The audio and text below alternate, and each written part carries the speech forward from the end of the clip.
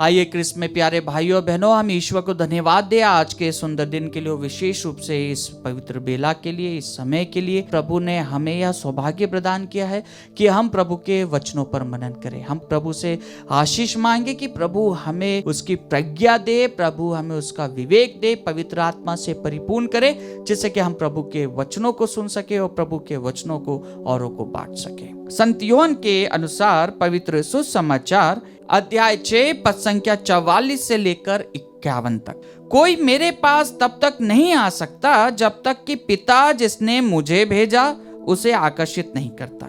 मैं उसे अंतिम दिन पुनः जीवित कर दूंगा। नबियों ने लिखा है, वे सब के सब ईश्वर से शिक्षा पाएंगे। जो ईश्वर की शिक्षा सुनता और ग्रहण करता है वह मेरे पास आता है। या ना समझो कि किसी ने पिता को देखा है, जो ईश्वर की ओर से आया है उसी ने पिता को देखा है।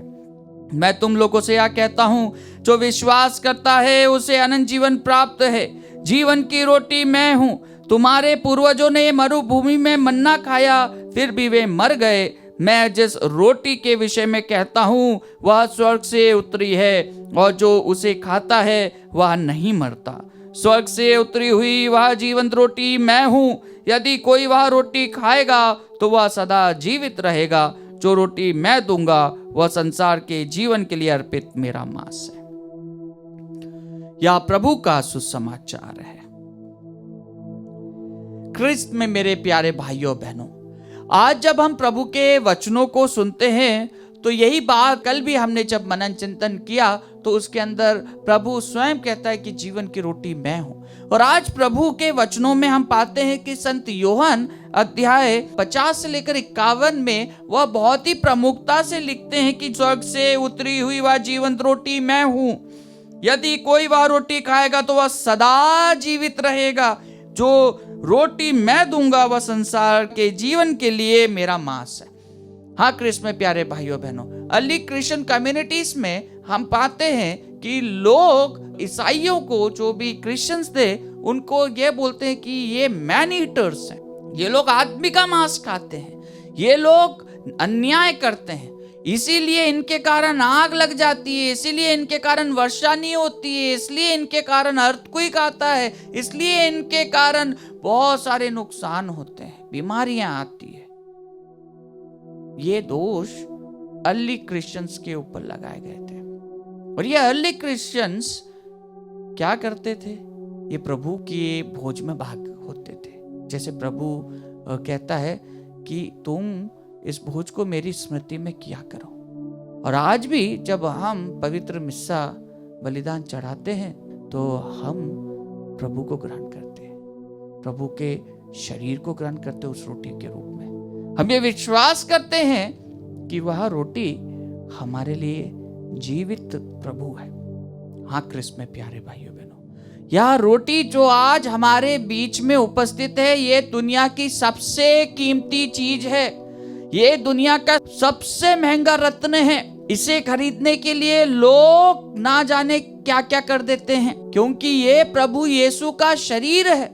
और ये शरीर जब हम ग्रहण करते हैं तो हम उस ईश्वरीय स्वभाव को, ईश्वरीय शिक्षा को ग्रहण करते हैं। जैसा कि प्रभु खुद कहता है कि वे सब के सब ईश्वर से शिक्षा पाएंगे। जो ईश्वर की शिक्षा सुनता और ग्रहण करता वह मेरे पास आता है। और प्रभु स्वयं के विषय में कहते हैं कि जो ईश्वर की ओर से आया है उसी ने पिता को देखा है। मैं तुम लोगों से यह कहता हूं, जो विश्वास करता है उसे अनंत जीवन प्राप्त है। और प्रभु स्वयं अपने विषय में कहते हैं कि जीवन की रोटी मैं हूं। जब हम उस प्रभु के वचनों पर जब मनन करते हैं तो हम ये पाते हैं कि किस प्रकार मरुभूमि में पूर्वजों ने, इस्राएली लोगों ने मन्ना खाया। जब उनके पास में कुछ भी नहीं था तो ईश्वर ने वहां पर मन्ना भेजा और उन्होंने मन्ना खाया, लेकिन वे मर गए। प्रभु खुद कहता है कि वह स्वर्ग से उतरी रोटी मैं हूं, और जो उसे खाता है वह नहीं मरता, वह प्रभु में पुनः जीवित हो जाता है। क्या हम प्रभु के वचनों पर विश्वास करते हैं कि हम जब प्रभु की शरीर को ग्रहण करते हैं तो हम प्रभु में रहते हैं? आइए क्रिस्त में प्यारे भाइयों बहनों, उन पलों के लिए, उन क्षणों के लिए जब हमने अयोग्य रीति से प्रभु को ग्रहण किया, जब हमने उसकी उपस्थिति को नहीं पहचाना है, जब हमने अपने पापों के कारण प्रभु से नाता तोड़ लिया है और प्रभु को ग्रहण किया है।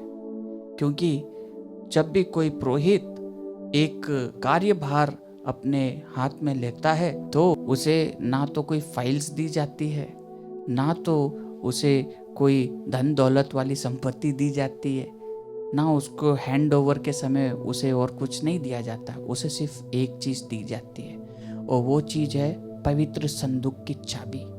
और वो चाबी के अंदर कौन रहता है? प्रभु यीशु। उस प्रभु यीशु के प्रति ईमानदारी से जीवन जीने का वो जो कर्तव्य है वो एक पुरोहित का है, और वो पुरोहित उसके लिए ही समर्पित है। वह पुरोहित उसी के लिए ही जीवन जीता है। जब वह प्रभु का मध्यस्थ बनता है और प्रभु के नाम पर औरों को वह चंगाई प्रदान करता है। हाँ क्रिस्त में प्यारे भाइयों बहनों, आज हम विशेष रूप से पुरोहितों के लिए प्रार्थना करें। उन पुरोहितों के लिए जिसके लिए कभी ना कभी हमने गलत बोला होगा, क्योंकि पुरोहित बनना थोड़ा सा आसान हो सकता है, लेकिन पुरोहित बने रहना सबसे कठिन है।